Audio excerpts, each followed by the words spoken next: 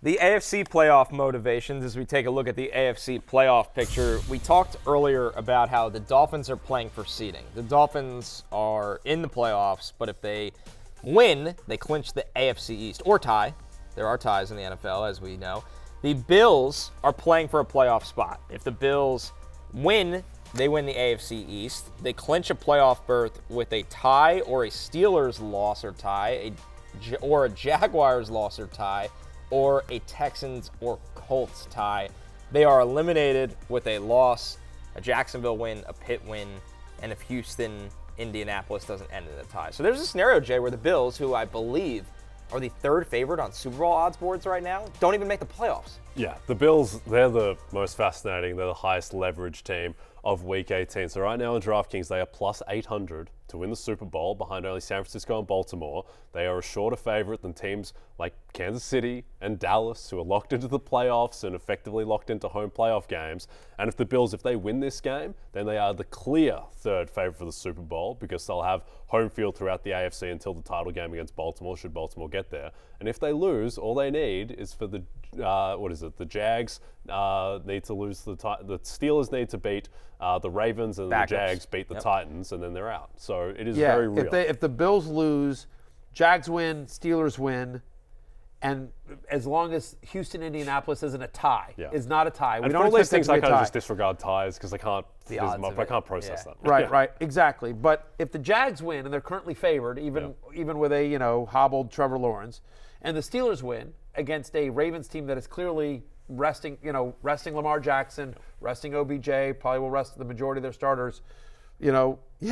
Buffalo's either the AFC East champion or they're out of the playoffs. You're the number three favorite. You're number 3 team in the NFL, third favorite for the NFL, or for the Super Bowl, or you're 15th, and you're done, and the season's over. It's incredible. Yeah, I will say this: that the primetime games this week. I kind of missed not having a game last night. It was definitely it was weird. It's Thursday night. It was very odd. It was very weird. Yeah, but I gotta say that the NFL did a good job here. Pittsburgh, Baltimore is interesting tomorrow, obviously, because the Steelers needed to stay alive, and there's a lot of teams that would either be eliminated or get in with a Steelers loss or win, vice versa. So that affects quite a bit. Colts, Texans. Fascinating. I think everyone's rooting for the Texans. What a great story that would be. But poor Colts. What about the Colts? Colts are a great story too. Everyone's rooting for the Texans. Yeah, everyone. You're rooting for the stick man. Yeah, I like Shane Steichen. I like D'Amico Ryans too. Colts are great. Colts are the most underrated story in the. I agree. They lost their quarterback like 4 weeks into the season. Yeah. They don't have any good players. They're 9-7. It's unbelievable. Everybody's rooting against them. Yeah. They're the NFL version of your fantasy team. Yeah, exactly. Yeah. That's a really good comp. Stick man resonates with the stick men. Yes, stick men stick together. Let me put it this way. I'm rooting for the Texans. Okay. I agree with you. The Colts are a great story. The Texans are a better one. Texans They've been in the desert for so long. Yeah.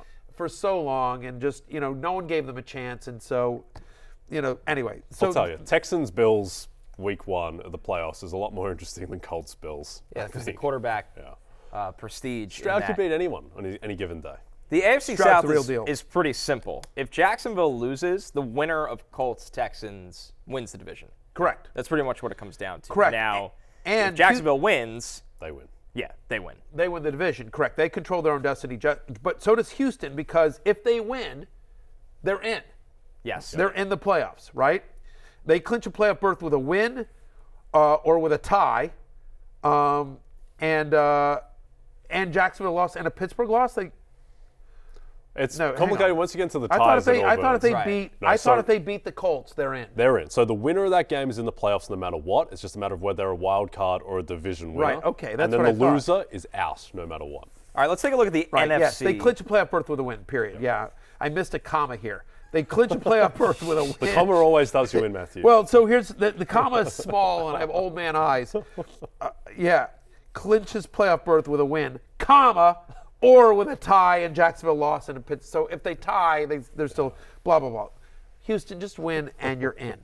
The NFC is a lot more up in the air. As we said with the AFC, Miami is the team playing for seeding. In the NFC, Dallas, Detroit, Philadelphia, and the Rams, they're all playing for seeding. The Bucks, Packers, Seahawks, Saints, Falcons, and Vikings are all technically playing for a playoff spot. Yep. So this is wide open here. Now, starting with a real simple, Dallas clinches the NFC East with a win, or if the Eagles lose. It's as simple as that. The Eagles obviously need to win and Dallas to lose to win the NFC East with this one. While the NFC South, that's the one that, like, there are darts flying all over the place. You have the Falcons can win the NFC South if they win and the Bucs lose. The Bucs just need to win to win the NFC South. They win, they're the NFC South champion, and I think they will win against Carolina. They should. 4.5-point favorites. They should. All of these teams aren't good. All of these teams in the NFC South, they can all lose to anyone. Someone's got to get in. Yeah. Someone's got to get in. To me, the interesting thing is that the Rams, who they've clinched a playoff spot, but they're resting Matthew Stafford, so they could fall to the 7th seed and have to go at Dallas. If they'd played Stafford, played to win, they'd be the 6th seed, play Detroit, which I think is more favorable than going to Dallas. But I guess they just want to guarantee Stafford and Kupp and Donald's health, which I guess is fair enough. Yeah, that's fair. Maybe they're just like, I mean, Dak in the playoffs, I'll take my chances. Yeah, I mean, it's fair. I mean, listen, the Cowboys play really well at home, but Dak in the playoffs is a thing. They're very beatable. Yeah. The Packers, they get in the playoffs with a win. That's simple as that. They need to beat the Bears, and they are in. They are eliminated with a loss and any of the following. The Vikings win, the Seahawks win, the Bucs win, the Saints win. So basically, like, they need to take care of business. They got to take care of business. Yes. They got to take care of business. The last one here, if you're looking for the long shots, Minnesota gets in if they win. Green Bay, Seattle, and either the Bucs or Saints lose.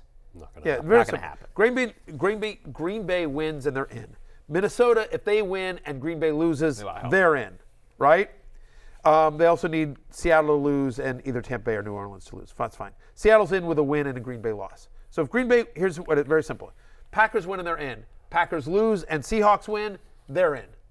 And then if both teams lose, then Minnesota's got a shot. Yep. I like the note at the bottom that's reminding us that the Commanders are eliminated. Yes. Along with the Carolina Panthers. Yeah. And the Arizona Cardinals. Previous page had the Jets. I just want to clarify. Very well done. Hey, it's Matthew Berry from NBCSports.com and RotoWorld.com. And I want to thank you so much for watching whatever it is you just watched. Or if nothing else, being too lazy to click out of the autoplay after this video started, after whatever it is you actually wanted to watch finished. But now that you're here, I'd like to take a moment here to ask you respectfully now, okay? I'm asking you respectfully to subscribe to the NFL on NBC YouTube channel. You'll get the latest Roto-World fantasy news headlines, all sorts of great shows, including my own Fantasy Football Happy Hour. So go subscribe now. Again, I'm asking respectfully.